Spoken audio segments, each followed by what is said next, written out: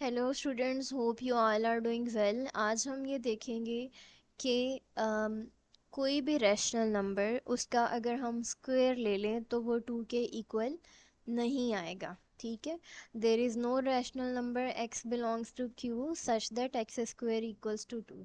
सो हम पहले प्रूफ पर आते हैं। प्रूफ में हम सबसे पहले ये ले लेते हैं। देखो, हमें ये प्रूफ करना है कि एक्स स्क्वायर यानी रैशनल नंबर का स्क्वायर 2 के इक्वल नहीं आएगा। तो पहले हम ये कंसीडर कर लेते हैं, इसमें हम कॉन्ट्राडिक्शन कंडीशन लेकर चलेंगे। सबसे पहले हम ये लेट कर लेते हैं, सपोज कर लेते हैं देयर एग्जिस्ट कोई भी x बिलोंग कर रहा है, यानी p अपॉन q बिलोंग कर रहा है नेचुरल नंबर में से सच दैट कि उसका हम स्क्वायर लें तो वो 2 के इक्वल आए। हमने खुद से सपोज किया पहले कि कोई रैशनल नंबर एग्जिस्ट कर रहा है कि उसका हम स्क्वायर लें तो वो 2 के इक्वल आए। अब हमने जो भी रैशनल नंबर लिया, हमने ये कहा कि जो भी रैशनल नंबर लिया उसका ग्रेटेस्ट कॉमन डिवाइज़र हम 1 लेते हैं। हमने ऐसा क्यों किया? हमने कहा कि कोई भी p अपॉन क्यू यानी कोई भी रैशनल नंबर एग्जिस्ट कर रहा है जिसका स्क्वायर लें तो वो 2 के इक्वल आए। अब यहाँ पर अगर मैं कोई रैशनल नंबर लेती हूँ 6 अपॉन 4, 6 अपॉन 4 ले लो, या फिर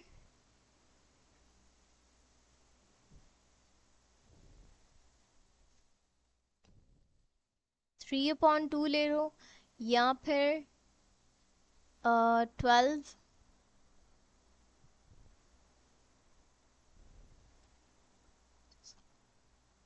12 अपॉन 8 ले लो। ये सब फ्रैक्शंस बराबर हैं।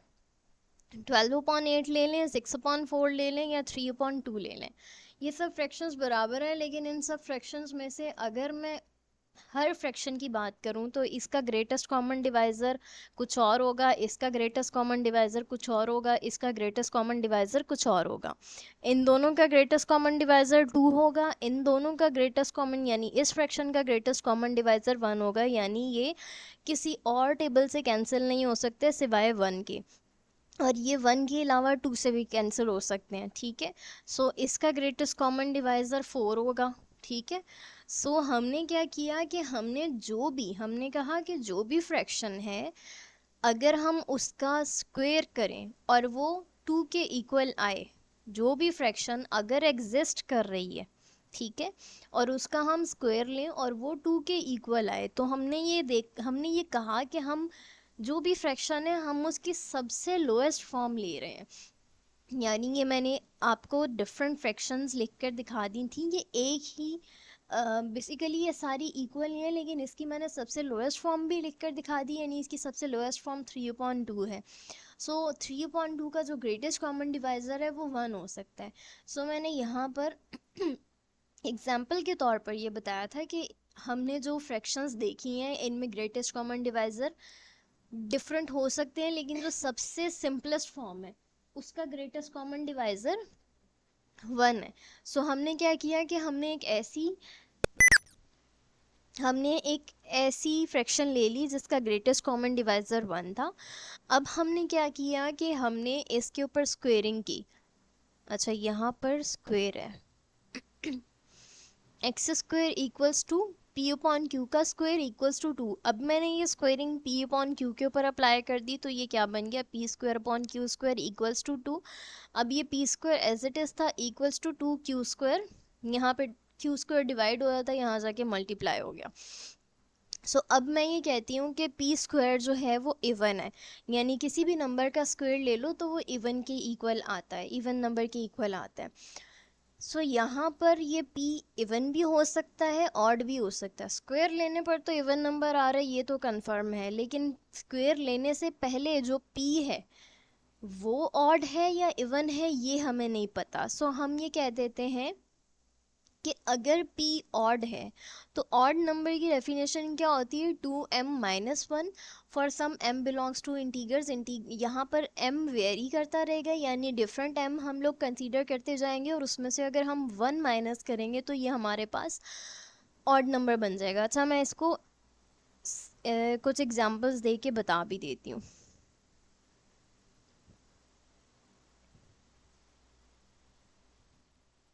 m को अगर मैंने इंटीजर्स में से लिया 1 रखा और उसमें से मैंने -1 किया तो मेरे पास यहाँ पर क्या आ जाएगा, 1 आ जाएगा। सिमिलरली m को अगर मैंने 2 लिया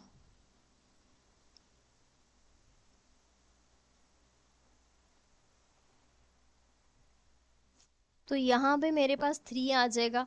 सिमिलरली अगर m को मैंने 3 लिया तो 3 2 ज़ा 6 -1 5 आ जाएगा। तो इसी तरह m हमारे चेंज होते जाएंगे। अच्छा अगर मैं m को लेती हूँ -1 तो 2 1 ज़ा 2 -1 -1 -2 -1 ये -3 हो जाएगा। ठीक है, m को अगर मैं 0 लेती हूँ, 0 को 2 से मल्टीप्लाई करेंगे 0 हो जाएगा, -1 तो यहाँ पे -1 आंसर आ जाएगा। सो मैं m अगर चेंज करती जाऊँ, इंटीजर्स में से कोई नंबर लेती जाऊँ तो मेरे पास ऑड नंबर्स आते जाएंगे। सो ये मेरे पास according to the definition of odd number ये एक एक्सप्रेशन मेरे पास आ गई, या ये कह सकते हैं कि ऑड नंबर 2m-1 के इक्वल हुआ। सो मैंने क्या किया कि मेरी ये वाली जो इक्वेशन थी इसमें मैंने p की वैल्यू डाल दी 2m-1। ये क्यों डाली, क्योंकि मैंने कंसीडर किया कि p जो है वो ऑड नंबर है। अब मैंने p की जगह ये वैल्यू डाल दी, उसके बाद equals to 2q² as it is रहा। मैंने इसको यहाँ पर a minus b whole square का फॉर्मूला ओपन किया, 4m² minus 4m plus 1 equals to 2q। यहाँ से मैंने 4 कॉमन ले लिया, यहाँ से मैंने 4 कॉमन ले लिया। अब यहाँ देखो, ये चीज़ तो मुझे पता चल गया कि ये क्या है,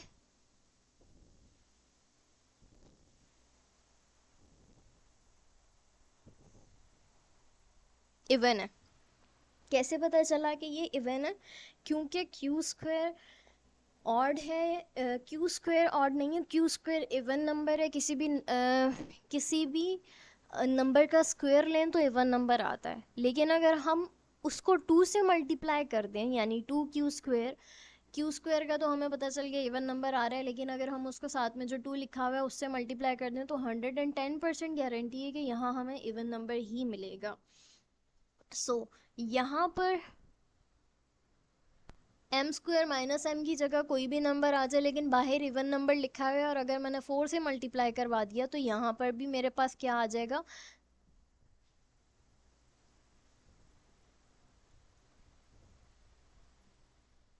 इवन नंबर आ जाएगा। इवन नंबर में मैंने 1 ऐड कर दिया है, इवन में ऑड ऐड करें तो मेरे पास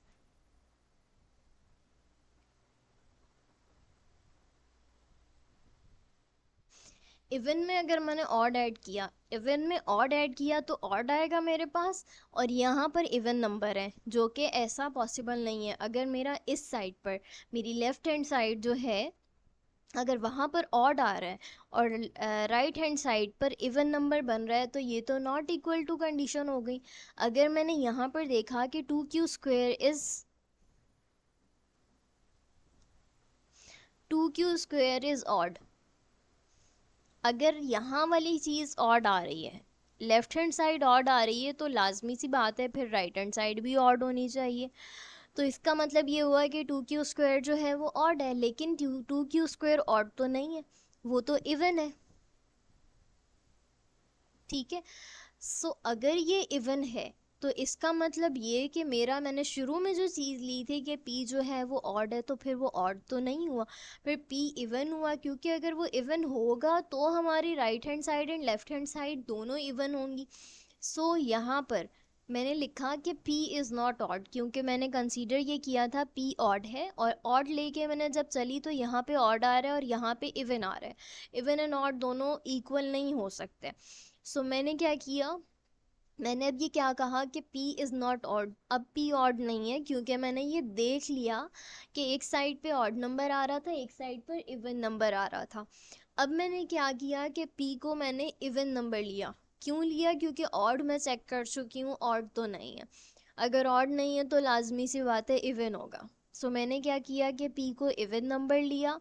अब मैंने p को इवन नंबर लिया तो by the definition of even number p is equals to 2n आ गया, और n जो है वो इंटीगर से बिलोंग कर रहा है। यानी अगर मैं n चेंज करती जाऊंगी और उसको 2 से मल्टीप्लाई करूंगी, फॉर एग्जांपल मैंने 0 ले लिया n, तो 2 0 से 0, 0 मेरे पास इवन नंबर आ गया। अगर मैंने n को 1 ले लिया, 2 1 ज़ा 2, ये मेरे पास 2 इवन नंबर आ गया। अगर मैंने 2 ले लिया n को, तो 2 2 ज़ा 4, ये 4 इवन नंबर आ गया। सो मेरे पास n चेंज करती जाऊंगी तो मेरे पास डिफरेंट इवन नंबर्स आते जाएंगे। So definition of even number के अकॉर्डिंग अगर हम लिखना चाहें सिंबॉलिक फॉर्म में या एक्सप्रेशन या इक्वेशन की फॉर्म में लिखना चाहें, तो हम ऐसे लिख सकते हैं कि p इक्वल्स टू 2n जो है ये इवन नंबर के फॉर्मूला के, इवन नंबर का फॉर्मूला बन रहा है। ठीक है। सो मैंने अब 2n जो है उसको पुट किया कहाँ पर, इस इक्वेशन में। P square equals to 2q²। P square की जगह मैंने 2n लिख दिया और स्क्वायर एज इट इज़ और 2q² as it is, 4n² हो गया ये, और इक्वल्स टू 2q²। अब मैंने यहाँ देखा कि मैं किसी भी नंबर का स्क्वायर लूँ वो इवन आएगा, और इवन नंबर को अगर मैंने 4 से मल्टीप्लाई कर दिया तो वो इवन नंबर आएगा। सो इसके बाद मैंने देखा ये वाली साइड तो मेरी आ रही है इवन नंबर। ठीक है, लेफ्ट हैंड साइड तो इवन आ रही है। मैंने राइट हैंड साइड को देखा, ये तो हमने पहले ही देख लिया था कि ये इवन है। सो ये अगर दोनों इक्वल है, यहाँ भी इवन है और यहाँ भी इवन है, तो q² हमारे पास इवन है और q भी हमारे पास इवन है। हम प्रूव कर चुके हैं जैसे q² किसी भी नंबर का स्क्वायर लो और वो इवन नंबर आए, तो अगर मैं उस नंबर को एज इट स्क्वायर के बगैर लूँ तो भी वो इवन नंबर ही आएगा। अच्छा, क्योंकि हम ऊपर प्रूफ कर चुके हैं, ये मेंशन है। अब अगर ऐसा है कि q भी इवन है और p भी इवन है,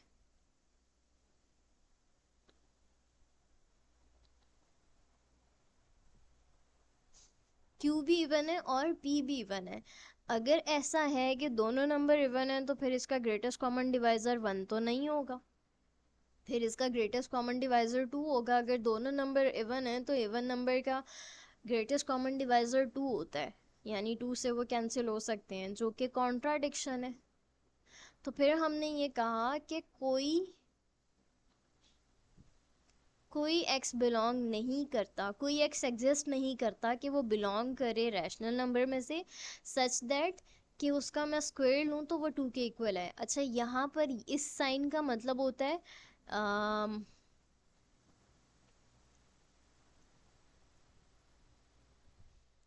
देयर डज नॉट एग्जिस्ट, और इसका मतलब होता है बिलोंग्स टू, और इसका मतलब होता है सच दैट।